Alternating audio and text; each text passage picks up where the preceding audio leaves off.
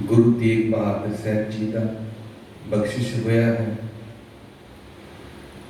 ते हजूर आखते ने, जो नर दुख में दुख नहीं माने, जो नर जेड़ा इंसान दुख में दुख विच होवे ना माने पर मनदा ना है। हुण मान लो कि कोई देश विच रहिंदा है, वो कहता मैं देश का नागरिक नहीं मनता अपने आप, तो जे कोई कहे कि मैं देश का नागरिक हाँ, तो अज गौरमेंट प्रशासन ये कहे कि आधार कार्ड लिया, प्रूफ लैके आ, कागज लैके आ, सर्टिफिकेट लैके आ, तो जे तेरे को सर्टिफिकेट नहीं है तो देश का नागरिक नहीं हो सकता। मान लो कि एक बच्चे का जन्म इस देश में ही होया, पर उहदे कोलों जन्म सर्टिफिकेट नहीं, तो किते भी जाओ एडमिशन बच्चे का, स्कूल जाओ, होर थावां ते जाओ, वो कहते बच्चे का जन्म सर्टिफिकेट लैके। तो हुण असीं कहिए भी असीं इस देश में रहने हैं, इस बच्चे का इस देश में ही जन्म होया है, इन्ने बंदे गवाह वा, असीं मैं मां वा, प्यो वा, मैं गवाह हाँ, तो तां भी सरकार नहीं मानती। हुण इसी तरह साध संगत दुख आंदा है, पर कुछ वो रब्बी इंसान है जिहड़े दुख विच दुखी नहीं हुंदे ते सुख विच सुखी भी नहीं हुंदे। हुण असीं एक आम नॉर्मल जी इंसान हाँ, भी जदों सुख आउंदा है ना, फिर साडी कोई हद बन्ना नहीं रहिंदा, असीं फिर ढोल ढमक्का डीजे ते वो जे पार्टियां बोतलां खुल जांदियां। असीं जदों सानूं खुशी मिलती है, सुख मिलता है, तो असीं ढोल ते डगा बजाने, भंगड़े पैंदे, नाच होंदे, पार्टियां होंदियां। पर जे किते दुख आ जाए तो दुख विच उन्ने ज़्यादा असीं दुखी हो जाते हैं। भी असीं सुख विच सुखी हो जाते हैं, दुख विच दुखी हो जाते हैं, तो साडे कोल इन्नी पावर नहीं भी असीं बराबर रह सकीए, बैलेंस बराबर बना रखीए, साडा बैलेंस बनिया रहे दुख सुख विच, साडे कोल वो ताकत नहीं। पर गुरु महाराज कहते ने, जो नर दुख में दुख नहीं मन। हुण देखो जी, अज सारा संसार जिहड़ा ना, दुनिया, साडे देश के लोग ये दुख का इलाज लभ रहे हैं, ढूंढते हैं भी दुख ना आवे, ते असीं इसलिए दुख का कोई यत्न नहीं करते। जिन्ने भी यत्न करते हैं सुख लिए करते हैं। जे अज बंदा कोई झूठ भी बोलता है तो सुख वास्ते बोलता है, जे अज बंदा किसी नाल बदतमीजी करता है, कोई कतल करता है, कोई पाप करता है, कोई धोखा करता है, कोई ठगी करता है, तो काहदे लई? सुख वास्ते करता है। अज बंदे की हर एक्टिविटी जिहड़ी आ वो सुख वास्ते है, पर बंदा सुखी नहीं होंदा। इसी गल नूं गुरु तेग बहादुर साहब जी ने श्लोकां विच कहा है, यतन बहुत सुख के किए। बंदे ने यत्न किया, उपराला किया, कादे वास्ते? सुख वास्ते। यतन बहुत सुख के किए, दुख को कियो न कोय। कहते दुख वास्ते कोई भी बंदा, कोई भी जीव, कोई भी यतन नहीं करता दुख वास्ते। हुण सानू ना ये समझाया गया, साडे दिमाग में फिट हो गया भी दुख बड़ी भैड़ी चीज़ है, दुख सानू दुखी करता है। असीं समाज में होर दुखी हो जाते हैं, सुन सुन के सानू ज्ञान, साडे प्रोटोकॉल इहो जिहे ने भी छोटा जिहा दुख आया असीं दुखी हो जाते। किसी ने कोई गल कह दी, साडे अंदर खून उबाले खांदा, इहने मैनूं गल कही ते कही दी, इन्हें मैंने ये गल कह के मेरी बेइज्जती कर दी, इन्हें ये गल कह के मेरा नक कट दिता। हुण असीं सारे अपने को दिमाग में आप ही क्रिएट करी जाते हैं, दुखी हो जाते हैं। तो साध संगत दुख जिहड़ा है ना, साध संगत इहनूं गुरबाणी विच दात किया है। इहनूं दात किया है। असीं सवेरे भी बचन पढ़िया भी केतियां दुख, केतियां दा इत्थे कई, अनेका, मैनी, दुख दा इत्थे दुख, ਕਿਤਿਆਂ ਦੁਖ ਭੂਖ ਸਤ ਮਾਰ ਇਹ ਭੇ ਦਾਤ ਤੇਰੀ ਦਰਕਾਰ। ਸਾਡੇ ਲੋਕਾਂ ਨੇ ਕਾਰਾਂ ਦੇ ਪਿੱਛੇ ਲਿਖਿਆ, ਕਾਰ ਦੇ ਪਿੱਛੇ ਲਿਖਿਆ ਜਾਂ ਗੱਡੀਆਂ ਦੇ ਪਿੱਛੇ ਲਿਖਿਆ ਇਹ ਭੇ ਦਾਤ ਤੇਰੀ ਦਰਕਾਰ। ਪਰ ਇਸ ਤੋਂ ਪਹਿਲੀ ਪੰਕਤੀ ਨਹੀਂ ਕਹੀ ਲਿਖੀ ਵੀ ਗੁਰੂ ਨੇ ਕਾਰ ਨੂੰ ਦਾਤ ਨਹੀਂ ਕਿਹਾ।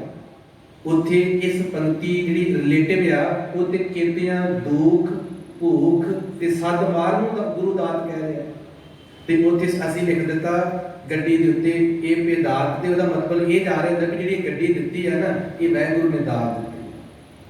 ਹੁਣ ਗੁਰੂ ਸਾਹਿਬ ਨੇ ਪੰਕਤੀ ਵਰਤੀ ਹੈ ਦੁੱਖਾਂ ਵਾਸਤੇ ਵੀ ਦੁੱਖ ਦਾਤ ਆ, ਤੇ ਅਸੀਂ ਇਸਤੇਮਾਲ ਕਿਸ ਲਈ ਕੀਤਾ? ਗੱਡੀ ਵਾਸਤੇ ਵੀ ਗੱਡੀ ਜਿਹੜੀ ਦਾਤ ਵਾ। ਤੇ ਹਾਂ ਗੱਡੀ ਵੀ ਜੇ ਦਾਤ ਆ ਤੇ ਫਿਰ ਦੁੱਖਾਂ ਨੂੰ ਵੀ ਦਾਤ ਦਈਏ ਨਾ। ਤੋ ਸਾਧ ਸੰਗਤ ਜਿਹੜਾ ਦੁੱਖ ਵੱਲ ਕਿਸੇ ਨੂੰ ਜਦੋਂ ਕੋਈ ਘਟਨਾ ਵਾਪਰਦੀ ਦੁੱਖ ਆਉਂਦਾ ਨਾ, ਕੋਈ ਵੀ ਦੇਖਿਓ ਕਿਸੇ ਆਪਣੇ ਆਪ ਦੇ ਵਿੱਚ ਵੀ ਕੋਈ ਦੁੱਖ ਆ ਜਾਏ, ਕੋਈ ਘਟਨਾ ਐਸੀ ਵਾਪਰਦਾ ਹੈ ਤੇ ਤੁਸੀਂ ਦੇਖਿਓ ਉਸ ਤੋਂ ਬਾਅਦ ਨਾ ਜੇ ਤੁਸੀਂ ਥੋੜਾ ਜਿਹਾ ਯਤਨ ਕਰੋਗੇ ਤੇ ਉਹਦਾ ਦਿਮਾਗ ਹੋਰ ਤੇਜ਼ ਹੋ ਜਾਂਦਾ ਹੈ, ਅਪਡੇਟ ਹੋ ਜਾਂਦਾ ਹੈ। ਹੁਣ ਮੋਬਾਈਲ ਤੇ ਉਹੀ ਰਹੇਗਾ ਨਾ, ਕਈ ਐਪ ਉਹੀ ਵਰਕ ਕਰਦੀਆਂ, ਪਰ ਜਦੋਂ ਅਪਡੇਟ ਹੋ ਜਾਂਦੀ ਹੈ ਕੋਈ ਐਪ ਜਾਂ ਮੋਬਾਈਲ ਤੇ ਉਹਦੇ ਵਿੱਚ ਹੋਰ ਫਿਊਚਰ ਆ ਜਾਂਦੇ ਆ। ਇਸੇ ਤਰ੍ਹਾਂ ਜਦੋਂ ਕੋਈ ਦੁੱਖ ਆਉਂਦਾ ਹੈ ਤੇ ਦੁੱਖ ਵਿੱਚ ਸਾਡਾ ਦਿਮਾਗ ਅਪਡੇਟ ਹੋ ਜਾਂਦਾ ਹੈ, ਕਈ ਹੋਰ ਚੀਜ਼ਾਂ ਆ ਜਾਂਦੀਆਂ ਸਾਡੇ ਵਿੱਚ, ਭਾਵੇਂ ਕਿ ਅਸੀਂ ਉਹਨੂੰ ਇਸਤੇਮਾਲ ਕਰੀਏ ਜਾਂ ਮਹਿਸੂਸ ਨਾ ਕਰੀਏ ਉਹ ਸਾਡੇ ਤੇ ਡਿਪੈਂਡ ਕਰਦਾ ਹੈ। ਪਰ ਜਦੋਂ ਦੁੱਖ ਤੋਂ ਬਾਅਦ ਕਿਸੇ ਘਟਨਾ ਤੋਂ ਬਾਅਦ ਦੇਖਿਓ ਇਨਸਾਨ ਦਾ ਦਿਮਾਗ ਕਈ ਚੀਜ਼ਾਂ ਤੋਂ ਕਈ ਗੱਲਾਂ ਤੋਂ ਕਿੰਨਾ ਅਪਡੇਟ ਹੋ ਜਾਂਦਾ। ਤੇ ਗੁਰੂ ਮਹਾਰਾਜ ਅੱਜ ਕਹਿੰਦੇ ਨੇ ਵੀ ਜਿਹੜਾ ਇਨਸਾਨ ਦੁੱਖ ਵਿੱਚ ਦੁੱਖ ਨਹੀਂ ਮੰਨਦਾ, ਵੀ ਇਹ ਕਿਵੇਂ ਹੋ ਸਕਦਾ ਹੈ ਵੀ ਦੁੱਖ ਵਿੱਚ ਦੁੱਖ ਨਹੀਂ ਮੰਨਦਾ? ਇਹ ਹੋ ਸਕਦਾ ਹੈ? ਹਾਂ ਹੋ ਸਕਦਾ ਹੈ। ਸਾਨੂੰ ਮਨੁੱਖ ਇਨਸਾਨ ਨੂੰ ਜਿਹੜਾ ਦਿਮਾਗ ਦਿੱਤਾ ਹੈ ਨਾ ਪਰਮਾਤਮਾ ਨੇ ਜਾਂ ਕੁਦਰਤ ਨੇ, ਜਾਂ ਸਾਨੂੰ ਦਿਮਾਗ ਜਿਹੜਾ ਮਿਲਿਆ ਹੈ ਇਹ ਬਹੁਤ ਬੜੀ ਵੱਡੀ ਦਾਤ ਹੈ।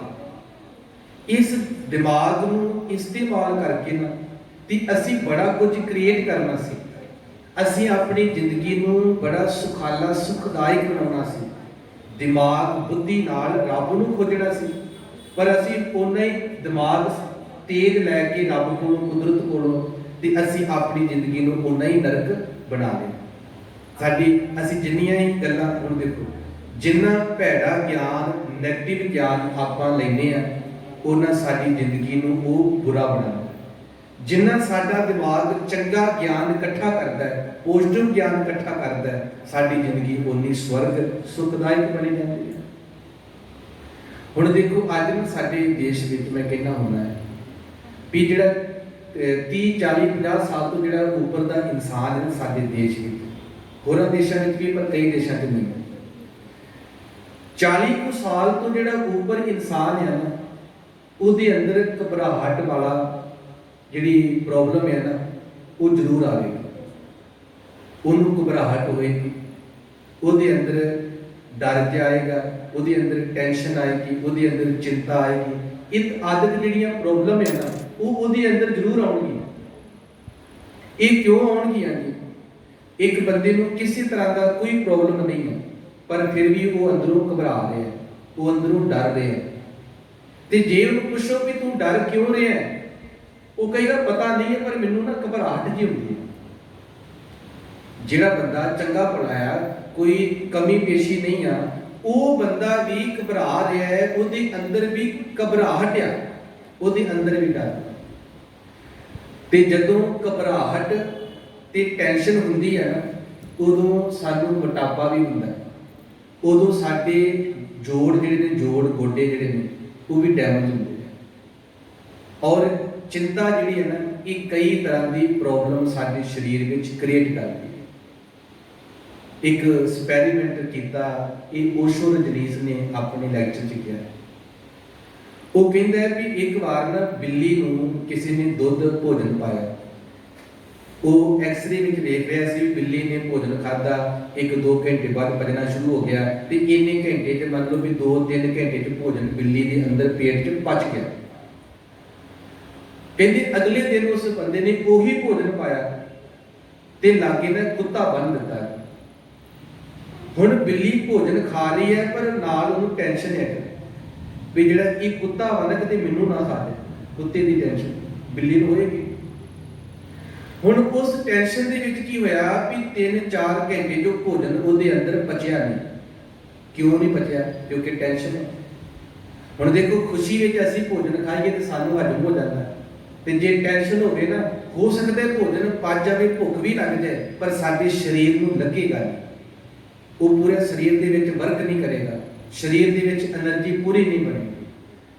ਬੱਚਾ ਭੋਜਨ ਖਾਂਦਾ ਹੈ ਸਰੀਰ ਨੂੰ ਪੂਰਾ ਲੱਗਦਾ ਹੈ, ਪਰ ਜਦੋਂ ਵੱਡੀ ਉਮਰ ਦਾ ਭੋਜਨ ਛਕਦਾ ਹੈ ਤੇ ਉਹਨੂੰ ਪੂਰਾ ਕਿਉਂ ਨਹੀਂ ਲੱਗਦਾ? ਕਿਉਂਕਿ ਉਹ ਟੈਨਸ਼ਨ, ਪ੍ਰੋਬਲਮ, ਘਬਰਾਹਟ ਆਦਿ ਪ੍ਰੋਬਲਮ ਦੇ ਵਿੱਚ ਘਿਰਿਆ ਹੋਇਆ। ਤੇ ਇਹਨੂੰ ਸੌਖਾ ਤਰੀਕਾ ਇਹ ਆ ਵੀ ਦੁੱਖ ਨੂੰ ਤੁਸੀਂ ਕਬੂਲ ਕਰ ਲਓ, ਉਹਨੂੰ ਐਕਸੈਪਟ ਕਰ ਲਓ ਵੀ ਜਿਹੜਾ ਦੁੱਖ ਆ ਗਿਆ ਹੈ ਨਾ, ਇਹਨੂੰ ਮੈਂ ਹੰਢਾ ਕੇ ਦੇਖਣਾ ਵੀ ਮੈਂ ਕਿੰਨਾ ਕੁ ਹੰਢਾ ਸਕਦਾ। ਮੈਂ ਜਿਹੜਾ ਦੁੱਖ ਮੇਰੇ ਤੇ ਜਿਹੜਾ ਵਜਨ ਪਿਆ ਆ, ਮੈਂ ਕਿੰਨਾ ਕੁ ਸਹਾਰ ਸਕਦਾ, ਮੈਂ ਕਿੰਨਾ ਕੁ ਬਰਦਾਸ਼ਤ ਕਰ ਸਕਦਾ। ਤੁਸੀਂ ਆਹ ਗੱਲ ਰੱਖੋ ਵੀ ਜਿਹੜਾ ਦੁੱਖ ਆਇਆ ਹੈ ਮੈਂ ਇਹਨੂੰ ਬਰਦਾਸ਼ਤ ਕਿੰਨਾ ਕੁ ਕਰ ਸਕਦਾ। ਬਰਦਾਸ਼ਤ ਕਰਨਾ ਸਿੱਖੋ, ਤੇ ਜਦੋਂ ਤੁਸੀਂ ਦੁੱਖ ਨੂੰ ਬਰਦਾਸ਼ਤ ਕਰਨਾ ਸਿੱਖਣ ਲਈ ਉਹਨੂੰ ਐਕਸੈਪਟ ਕਰ ਲੋਗੇ ਤੇ ਦੁੱਖ ਤੁਹਾਨੂੰ ਦੁਖੀ ਨਹੀਂ ਕਰੇਗਾ। ਦੁੱਖ ਉਹੀ ਹੋਵੇਗਾ ਪਰ ਦੁਖੀ ਨਹੀਂ ਕਰੇਗਾ ਤੁਹਾਨੂੰ। ਤਾਂ ਇਸ ਤਰ੍ਹਾਂ ਦੇ ਕੁਝ ਪ੍ਰੋਟੋਕਾਲ ਨੇ, ਕੁਝ ਥੌਟ ਨੇ, ਜੇ ਅਸੀਂ ਆਪਣੇ ਅੰਦਰ ਧਾਰਨ ਕਰ ਲਈਏ ਤੇ ਜਿਹੜਾ ਦੁੱਖ ਹੈ ਉਹ ਸਾਨੂੰ ਦੁਖੀ ਨਹੀਂ ਕਰੇਗਾ। ਦੁੱਖ ਆਵੇਗਾ, ਦੁੱਖ ਵਿੱਚ ਵੀ ਬੰਦਾ ਸੁਖੀ ਰਹੇਗਾ। ਗੁਰੂ ਗ੍ਰੰਥ ਸਾਹਿਬ ਮਹਾਰਾਜ ਕਹਿੰਦੇ ਆ, ਜੇ ਸੁਖ ਦੇ ਤਾਂ ਤੁਝੇ ਅਰਾਧੇ, ਦੁੱਖ ਭੀ ਤੁਝੇ ਧਿਆਈ, ਜੇ ਭੁੱਖ ਦੇ ਤਾਂ ਇਤ ਹੀ ਰਾਜਾ, ਦੁੱਖ ਵਿੱਚ ਸੁਖ ਮਨਾਈ। ਗੁਰੂ ਕਹਿੰਦੇ ਮੈਂ ਤੇ ਦੁੱਖ ਵਿੱਚ ਵੀ ਸੁਖ ਮਨਾਉਣਾ, ਵੀ ਮਤਲਬ ਕਿ ਮੈਂ ਦੁੱਖ ਵਿੱਚ ਵੀ ਸੁਖੀ ਆ। ਤੇ ਜਦੋਂ ਅਸੀਂ ਇਤਿਹਾਸ ਪੜ੍ਹਦੇ ਹਾਂ, ਉਬਲਦੀ ਦੇਗ ਵਿੱਚ ਵੀ ਕਿਸੇ ਨੇ ਕਿਹਾ ਕਿ ਮੈਨੂੰ ਬੜਾ ਵੱਡਾ ਦੁੱਖ ਆ ਰਿਹਾ, ਖੋਪੜੀ ਲਾ ਦਿੱਤੀ ਆ ਇੱਕ ਸਿੱਖ ਦੀ, ਉੱਪਰੋਂ ਖੋਪੜੀ ਲਾ ਦਿੱਤੀ ਆ। ਸਭ ਤੋਂ ਜ਼ਿਆਦਾ ਜਿਹੜੀ ਚੋਟ ਵਾ ਸਿਰ ਦੀ ਆ, ਵੀ ਜਿਹੜੀ ਬਰਦਾਸ਼ਤ ਨਹੀਂ ਹੁੰਦੀ, ਪਰ ਖੋਪੜੀ ਲਾ ਦਿੱਤੀ। ਏਡਾ ਵੱਡਾ ਦੁੱਖ, ਏਡਾ ਵੱਡਾ ਜ਼ੁਲਮ, ਪਰ ਉਸ ਗੁਰੂ ਦੇ ਸਿੱਖ ਨੇ ਹੰਡਾਇਆ, ਬਰਦਾਸ਼ਤ ਕੀਤਾ। ਇਹ ਨਹੀਂ ਕਿਹਾ ਵੀ ਗੁਰੂ ਤੇਰਾ ਸਿੱਖ ਬਣ ਕੇ ਬੜਾ ਦੁੱਖ ਆਇਆ, ਇਹ ਨਹੀਂ ਕਿਹਾ ਉਹਨਾਂ ਨੇ। ਤੇ ਸਾਧ ਸੰਗਤ ਅੱਜ ਜਿਹੜਾ ਬਚਨ ਆਇਆ ਹੈ, ਜੋ ਨਰ ਦੁੱਖ ਮੈਂ ਦੁੱਖ ਨਹੀਂ ਮਾਨੈ, ਸੁਖ ਸਨੇਹ ਅਰ ਭੈ ਨਹੀਂ ਜਾਕੈ, ਕੰਚਨ ਮਾਟੀ ਮਾਨੈ। ਉਹ ਸੁੱਖ ਨਾਲ ਸਨੇਹ ਨਹੀਂ ਕਰਦਾ। ਕੰਚਨ ਮਾਟੀ ਦਾ ਅਰਥ ਸੋਨਾ ਤੇ ਮਿੱਟੀ ਨੂੰ ਬਰਾਬਰ ਮੰਨਦਾ ਹੈ। ਤੇ ਐਸਾ ਜਿਹੜਾ ਜਗਿਆਸੂ ਹੁੰਦਾ ਹੈ ਨਾ, ਉਹ ਰੱਬ ਦਾ ਦਾਸ ਬਣਦਾ ਹੈ, ਉਹ ਸੱਚਾ ਭਗਤ ਬਣਦਾ ਹੈ, ਉਹੀ ਰੱਬ ਦੀ ਪ੍ਰਾਪਤੀ ਕਰਦਾ ਹੈ ਤੇ ਉਹੀ ਰੱਬ ਨੂੰ ਪਛਾਣ ਲੈਂਦਾ ਹੈ, ਉਹ ਸੰਸਾਰ ਵਿੱਚ ਨਿਰੰਕਾਰ ਨੂੰ ਪਛਾਣ ਲੈਂਦਾ ਹੈ। ਤੋ ਸਾਧ ਸੰਗਤ ਇੰਨੀ ਬੇਨਤੀ ਪ੍ਰਵਾਨ, ਗੁਰੂ ਕਿਰਪਾ ਕਰਨ ਜੀ, ਭੁੱਲਾਂ ਚੁੱਕਾਂ ਦੀ ਖਿਮਾ, ਫਤਿਹ ਪ੍ਰਵਾਨ ਕਰੋ। ਵਾਹਿਗੁਰੂ ਜੀ ਕਾ ਖਾਲਸਾ, ਵਾਹਿਗੁਰੂ ਜੀ ਕੀ ਫਤਿਹ।